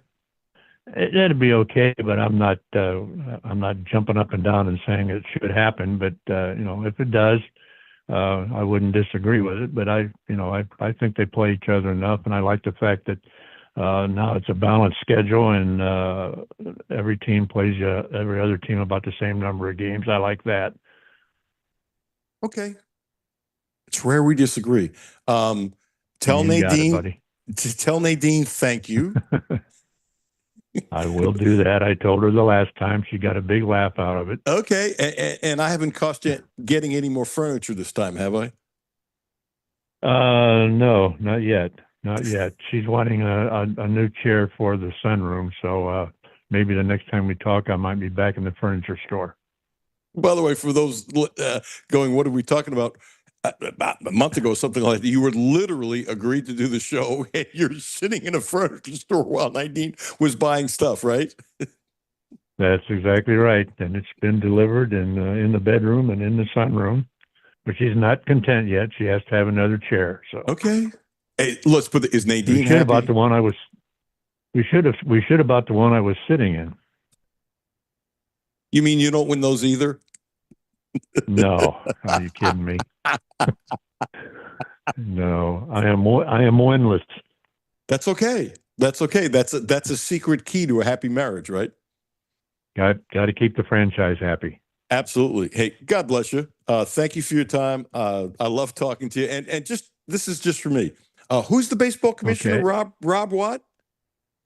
Well, you can read it in my blog often. Rob I do. Manfrod. Yeah, no, I read it all the time, but there's something about you saying I know man you fraud. Yeah, it's just it's just like, it just tickles me for some reason. Hey, bless you, Hal. Have a Okay. great day. I appreciate the heck out of Thank you, Alan. Talk to you Take care, soon. buddy. Bye. All right, bye-bye. Jimmy, every time he says man fraud, I just laugh. Yeah, every time I see him called man fraud, it just makes me smile. I don't know why. It's such a cheesy nickname to give him, but it's perfect. Yeah. Yeah, they kicked around the ball like the English Premier League in his column, and he doesn't even like soccer. I wasn't kidding. I literally laughed out loud when I saw that thing. Literally, 85 is still banging out columns the way he is. I mean, seriously, it's absolutely incredible. Plus, here's the other thing: 85, and he was on the computer 1 o'clock in the morning because they're on the West Coast, right? Yeah. That was like the second thing I read this morning. Seriously. Chip Rob coming up next.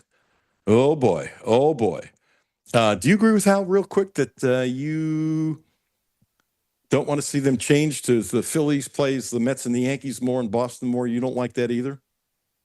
I've gone back and forth with it. It depends what exactly they do, but I wouldn't mind the East and West thing. I think that could lead to potential different types of rivalries that we haven't seen before. I do too. See, I think new ones will develop. Yeah.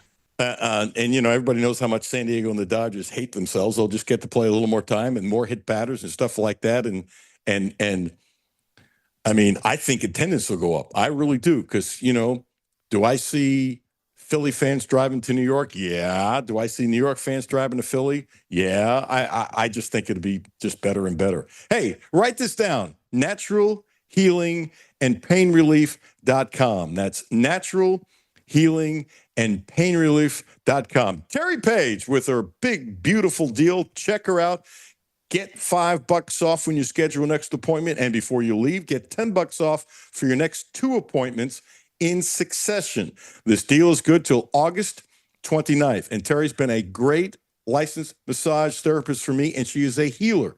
And you can call her and go online to naturalhealingandpainrelief.com and schedule an appointment for free to talk for 15 minutes to get to know her and get a feel as to all the things she can do to help you out. Terry Page, 859-373-0578. Chip Rupp coming up next. Alan Cutler, 1300 AM, 92.5 FM.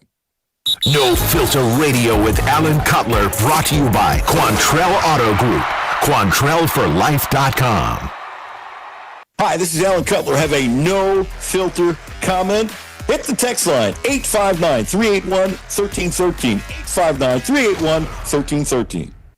Houchins Insurance Group is proud to partner with Auto Owners Insurance, a company that provides opportunity for independent agents to make insurance simple for their clients, offering risk management services that range from a renter's policy for your college student to home and auto coverage for your entire family. Houchins Insurance Group assures you that nobody works harder to keep you protected from life's uncertainties. Reach out to AJ Boss or Zach Bennett at 859-263-2771 to see if Auto Owners Insurance makes sense for you. Hi, this is Alan Cutler. The Quantrill Auto Group has a great deal for this month. Subaru. The Outback is special, so check this out. 0%. That's right, 0% interest for 36 months. And if you want to spread it out to 72 months, 1.9%. What a deal. 0% interest for 36 months. Don't forget, the Quantrill family of dealerships is the right place to get your next Subaru, and they promise you the best in sales, service, and no gimmicks. Hi, this is Patrick DiGiacomo, and this is why I would recommend Republic Bank. So, when the bank manager brought me over just to show me how their ITM works, he hit this button where an actual live person came on the screen, and she was so kind and helpful, and it just made me feel like, wow, I'm not dealing with just a machine, I'm dealing with somebody that's actually paying attention to what I'm doing, and it made me feel really good. And that's how Republic Bank helps their customers go from living to thriving. Learn more at republicbank.com. Member FDIC. It's summertime, and that means it's time to hit the road. Whether you're heading across town or across the state, going on a picnic, to a baseball game, or driving to the lake, stop by, fill up, and stock up at Clark's Pump & Shop, your road trip headquarters. Clark's Pump & Shop has everything you need to get you to your summertime destination, including assorted Jolly Ranger or Twizzler peg bags, 2 for $5, and Jacqueline's 2-ounce steak strip or extra large beef and cheese, 2 for $6. Clark's Pump & Shop, return, refresh, refuel. Back to No Filter Radio with Alan Cutler. Podcasts on Apple, Spotify, and Google, Monday through Friday.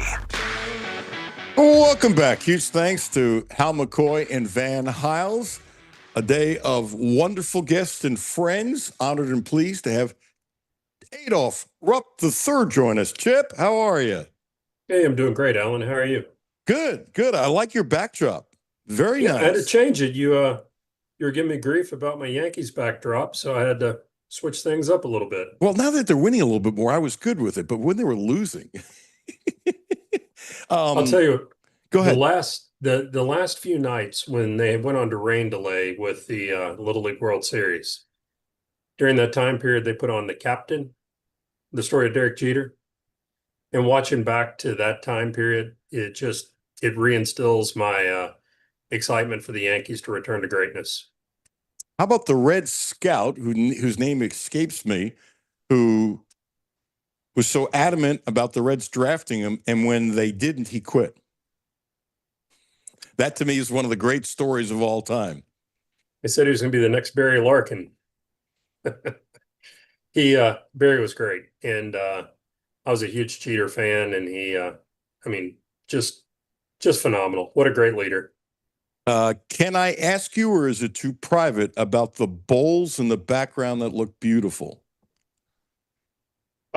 Sure. The bowls in the background are just awards that my sales organization and I've won over the years professionally. So they have nothing to do with athletics. The 4 on the top are crystal bowls that were awarded to us for being the distributor of the year. So we had great success in those years. The black one above my head, if you win 4 distributors of the year, you're placed into the Hall of Fame at Johnson & Johnson, which is, so it's just little trinkets like that. That's one, it's not little. 2, I'm so wrong. 3, we have some folks who are now watching on YouTube. Small amount, just to be honest, at ESPN Sports Radio 1300. So, you know what I thought it was, seriously? I thought it was something from your grandfather that I hadn't seen. Because, in the old days, I walked by, the trophy room that they had at Memorial Coliseum and stuff like that. And I thought maybe that was something, because that looks like something that would have been given to Kentucky basketball, and it would have been handed down from your grandfather to your father to you. And oh boy, am I wrong? They're really nice, by the way. But yeah, I hope I didn't put you on the spot.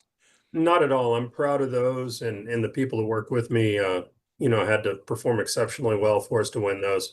But those are all from my professional life. The cool stuff is at home, and that has been handed down. And actually, I spent the better part of my weekend, now that we've moved into our house, unpacking and situating that stuff. So maybe I'll be able to get on the air with you next time from the basement, and you can check out some of that stuff behind me. I'd love to see it. I didn't know if I was getting too personal. I'm like, yeah, my grandfather won this in 1940, because it's really nice bowls. But then again, you're winning awards from Johnson & Johnson, one of the great companies in the world. You're doing really good. Okay, let's flip to basketball. And I'm sure, the few people are watching. Now, we have people listening all across the country. Our numbers are going up and up and up, which I say thank you. The podcast's going up. But since people can now see, are you wearing a better shirt today, or are you wearing that from work? Because now that we're on YouTube, I need to dress better, you think? No, I'm dressing up now that people can see me. I could just slum around before, but now you got to dress respectfully. So I'm wearing a Collins High School T-shirt. Would you say that's no good? What? Collins High School? Well, I did a banquet. Actually, Larry Vaught put the picture up a number of years ago. They had this thing in Danville and Boyle County about the preseason tournament, and they get a whole bunch of schools together. It's really good, and he asked me to speak. So I did, and it was fine. It was fun, and Collins was one of the schools. So, it's the old thing. You don't ask for money doing a high school thing. And so he said, hey, Cut, I don't have any money for you. I said, okay. He said, but I'm going to get you some T-shirts. Okay. So at the end, he said something, and from I think it was 4 different corners, they had high school kids that brought up all these T-shirts. I mean, I think I got 2 left. 20 T-shirts and piled it up from every school, and we just laughed like crazy. So this is from that. And ironically, Larry just put that up 2 days ago because, it's that time of year, football and stuff like that. So I brought this out and going, actually, this is not Collins. This is a university T-shirt. Never mind. And that's why you stumped me. You were telling me it was a Collins shirt, and I'm looking at it and I was like, no, I don't think so. I wore the Collins shirt last night. I messed that up pretty bad. Okay, let's get off you and me. Let's get to this. And so we had Jacob on the air. He is terrific, Jacob Polachek. He did a really nice story. And I had him on for 2 reasons. One, I really liked his story. And 2, Jacob Polachek was taking a little crap on Twitter, and I will defend the young person quickly. People, if you haven't reported, I said this yesterday, I'm not taking it back. You don't understand. And that's okay. There's some things you might do that I don't understand. I'm not ripping anybody, but there are times I've broken some big stories through the years because people trust you and they will tell you stuff. The only part about sources said, if there's a reporter that's dishonest, they should be banned for life. It's like my pet peeve, a dishonest reporter, or if there are reporters, there are too many today that don't just tell the story. With my mouth, I can do something else, but tell the story straight out. So anyway, he got SEC coaches, I don't know how many, to talk about all the money Kentucky is paying for their players. You probably saw it, but I want to read the quote, and I want you to please respond. With all the money Kentucky has spent, if Kentucky doesn't win, quote, it's national championship or bust when you're paying double, triple, or quadruple of what everybody else is playing. So let me throw this at you. 1, do you buy it? 2, could it be another coach trying to put pressure on Kentucky? 3, could it be somebody like what Stoops says, pony up, that they're jealous that they don't have the kind of money Kentucky has? 4, could that be because maybe it's a school that has to give more money to football than basketball now? There's all kinds of possibilities, but Chip, when you look at this quote at face value, do you see this putting pressure on Kentucky?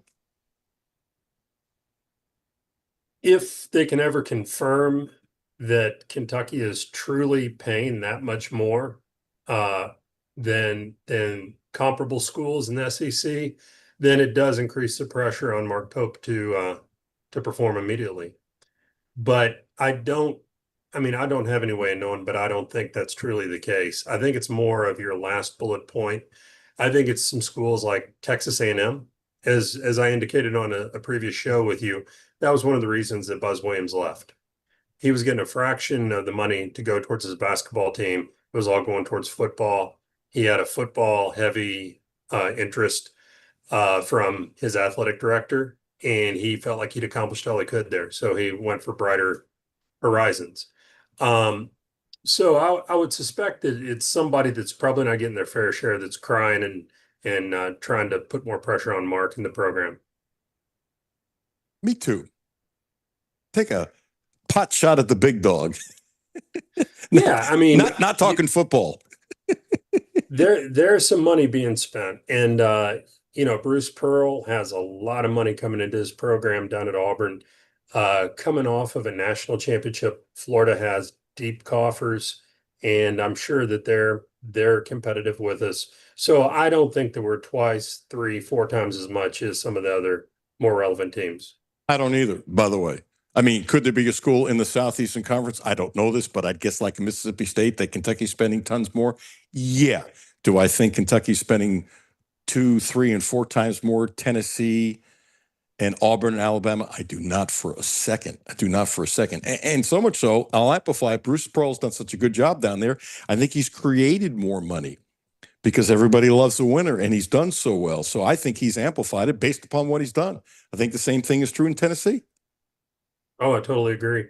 And the one thing that I think does have some credence, I think one of our major donors towards the end of the Cal era had really lost interest in basketball, and he had shifted a lot of his support to the football program because of a relationship, not so much with Mark, but with Vince. And there's no question you can see the enthusiasm back in this person's camp. Now that Mark is there, they're clearly visible, and so at least this one individual has the means to be able to generate significant NIL dollars if he wants to support. So, I mean, it could have increased. There's no question. John Wall. And I struggled with this a little bit and made up my mind as I was doing the monologue. John Wall's retiring from the NBA. And I think, now I go back to the Olympic team, didn't cover them. In 48, I got to know a few of those guys pretty well. And a few of the guys I just met, I can't say I know pretty well. But I know the history of it. You know the history of it really well. And I'm trying to think of an individual player. I'm not saying the greatest, although John Wall was a great player. Who are we kidding? First guy picked and all that kind of stuff. Who meant more to the program than anybody else. And I came up with only 2 names. There's a lot of great players. Come on, the All-Americans, the Ramseys, and the Hagans, and all that kind of stuff. And times are different now. And I came up with 2 players who really changed things through the course of time more than others. I came up with John Wall and Jamal Mashburn. And then as I'm doing my monologue, I don't remember many kids in high school 3 or 4 years after Mashburn saying, I want to go to Kentucky because of Jamal Mashburn. Were there probably a couple kids in New York City? Absolutely. But on the level of John Wall, no. To this day, there are kids saying they want to come to Kentucky because of John Wall. And that recruiting class, I always say that Cal did when he first got here, greatest of all time, to put that together in a place. I think John Wall made this place fun. It made it hip. It made it sexy. He made it all that. Everybody loved the dance, everything he did, the excitement he brought to here, that kind of stuff. Is it possible he's the most important player in the glorious history of this program, or you think I'm out of my mind? You put me on the spot. I would have to give that a lot more thought than we have time for, but most certainly where the program was, he was part of Cal's first recruiting class. To your point, he comes out on the evening of Big Blue Madness and does his dance. He had just that little swaggy it factor. Yep. And people loved it. I mean, fans were doing the John Wall. It was a crazy time. And so he would most certainly be up there at the top of the list. And I can't think of anybody off the top of my head that surpasses. Now, I don't know if I would say the same thing if this was like 4 years into Cal and he's going to Final Fours and stuff like that. And he did the dance and everybody said it was great and all that kind of stuff. But the timing, how bad everything was, these were, the 2 dark days that I've been around for, and you know about the stuff in the 50s and the gambling and all that kind of stuff. But the 2 things that I've been around for, it was like, boom, right away, Kentucky's back. And I'm not saying AD wasn't great, one of the greatest players of all time. I'm not saying the other guys on that team weren't a lot of great players, but John Wall was it. He was it. Yeah, he was, and he had the it factor. The 2 other names you just mentioned, Jamal Mashburn and Anthony Davis. both phenomenal players, both generational talents, but they were very unassuming. I mean, they let their play speak for itself, but they didn't have that little swaggy sneer that John Wall exhibited. They just let their actions speak on the court, and off the court they were very quiet, and you didn't even realize they were around. I guess we'll never know. Some of the old timers thought that Dwight Anderson with the ball in his hands was faster than John Wall. I don't know. I have seen tape of Anderson. His nickname, as you know, was the Blur. And I don't know who was 1 and 1A, but I would love to have seen a race between the two of them. Let me tell you, everybody says, John Wall is the fastest person they've ever seen with the basketball. I do remember Dwight Anderson playing for us, and that would be a very entertaining race to watch because they were phenomenal. But Dwight Anderson was right there neck and neck with him. Now, I will always think, because of Anderson's off the court problems, he's not remembered as he would have been, not just at Kentucky, but in the NBA. And because of that, sometimes people's talents are diminished based upon, some of the sad things that went on in his life, because he was a great, great, great, great talent. He truly was. He was a guy when I would watch Kentucky games at the time that he was here. My dad I remember watching the games, and he would say, if you don't stop him by the top of the key, he's going all the way to the hole and he's going to dunk on you. And sure enough, when he had a head full of steam and he was coming at you and you were backpedaling, if you didn't make him go left or right by the top of the key, he just blew right past you and put it in the hole. And, it was unfortunate that he had off the court issues. He transferred to USC, and I don't think we really ever got to see the best version of him, but he was a phenomenal talent. Yeah, it sure was. Looking at it this way, some of the things Pope said, Matt Norlinger on his did a long podcast. I don't know if you listened to it. It was like an hour and 10. He said he's so comfortable in his own skin. He said that Noah was a disaster the first few weeks last year in the summertime.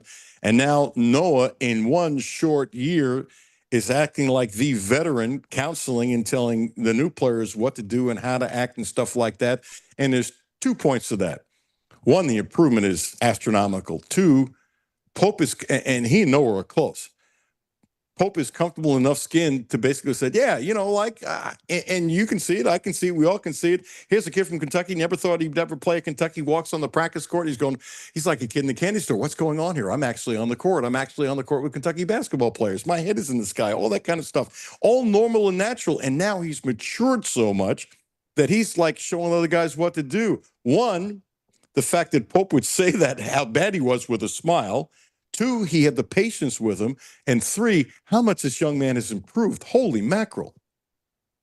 Yeah, I'll tell you, Mark's an interesting guy. He likes to, create these different narratives. But what I will say is, I was there early on last year, and I saw Noah on the court, and the game was incredibly fast for him. He was in awe of the situation he was put in, but you could tell he was trying hard. However, before we ever saw what he could become last year, Mark Pope had already told me off to the side, he goes, this kid's going to be great. And he saw that before really anything on the court ever transpired. Now, turn the clock forward, and I went to practice not too long ago, and it's everything you said. I mean, his body's different, his maturity level, the game is incredibly slow to him now, and he's a vocal leader on the court. And I think that's one of the reasons I'm so optimistic about this upcoming year. The return of the Colin Chandlers, the Trent Noahs, the Ortega Oways. You got some guys in there that are familiar with the system, and they're very comfortable with it, and they're visibly leaders on the court. And so I think that's a nice combination for what we need to have a successful season. I think with the women's program, too, the same thing could be said. You now have a bunch of young ladies who are returning for the second year. It's not totally starting from scratch, and you have some players who can counsel the younger players come in or the new players come in and transfer. I think it's helping them just as much as it helps the men team. As a matter of fact, you could possibly say it's interesting how good both programs were, with so many people having to learn everything from scratch. Yeah, no, I think both teams performed remarkably well last year, bringing in people from 10, 12 different backgrounds, trying to mold them together. You look at Kenny Brooks' team and the number of international players that came in. Both teams surpassed all expectations. But now with the ones that are returning for this coming year and the infusion of talent on both sides, I think both programs are going to have a phenomenal year. Last one. I'm not trying to end this in negative, but this is something I've talked about a number of times. Just ticks me off. So, Jimmy looked up that John Wall made $275 million over his career, and his knees got shot, and he still was fast, but he was nothing like he was, and he wanted to play ball. And I don't know this, but I bet he would have played for the NBA minimum. And he wanted to come back with a winning team or a young team to guide and counsel. John Wall's a wonderful young man. John Wall, if I had a bunch of rookies that are playing ahead of me, I'd love to have John Wall on my team. And I really thought he could still play a lot. I mean, 40 minutes? No, his knees wouldn't hold out. Could he spot play off the bench and be a wonderful positive source? Yes. And it really ticked me off that the NBA, like his contract was done, they just, because he knew he wasn't going to make that kind of money. He knew he wasn't worth that kind of money. He didn't need that kind of money. But he even publicly said, I want to play some more. And nobody went after him. Nobody, unless there was, we didn't hear about it, which I'm surprised because I think he would have taken any deal just to be with the fellas, just to be in the gym, just to be in the NBA live. And he could have counseled. He'd been like a coach on the sidelines. I don't understand the stupidity of the NBA. It ticked me off at the time, and it just ticks me off now. So you get the last comment. I think he would have been a great asset on another roster, but he had a phenomenal run. He had a great career. Unfortunately, he didn't get to go out on his own terms by playing for a contender, but still, he had a remarkable run. Sure did. And he helped turn the Washington franchise around when they were desperate for anything positive, and they had nothing positive. I'll never forget when he got introduced, when he's going through town and stuff like that. It was like this huge parade and everything he did. No, Wall had a great career, but it just ticked me off that not only did he not go out the way he wanted, but he could have helped teams. And this is what drives me nuts about NBA management. Like, look at him, sit down and talk to him, get on a plane and go spend 2 hours with Wall. It wouldn't take that long. We'd say, gosh, I'd love to have you as the fourth guard on my team. For sure. Drives me nuts. A team like the Rockets could put him on the bench and he could mentor, a young Reed Shepherd. Yep. There'd be great value in that. And paying him the minimum to help Coach Reed, to enhance Reed's value, unbelievable. 2 words for you. Thank you, sir. I appreciate it. I was wrong. I really thought you had this great thing with Kentucky basketball behind you. But what it was, your awards for you and your sales team, that's also really good. Always appreciate your time. Thank you so much. Have a great day, and we'll talk soon, I hope. Thanks. See you, Alan. Thanks, man. Adolph, Rupp the third, Chip Rupp. Always a fun conversation. Jimmy, that was really good. What another fun day. Goes by oh so quickly. Brad Taylor coming up next. Matthew and Jimmy at 10. I'll be back at noon. Podcast will be up in a little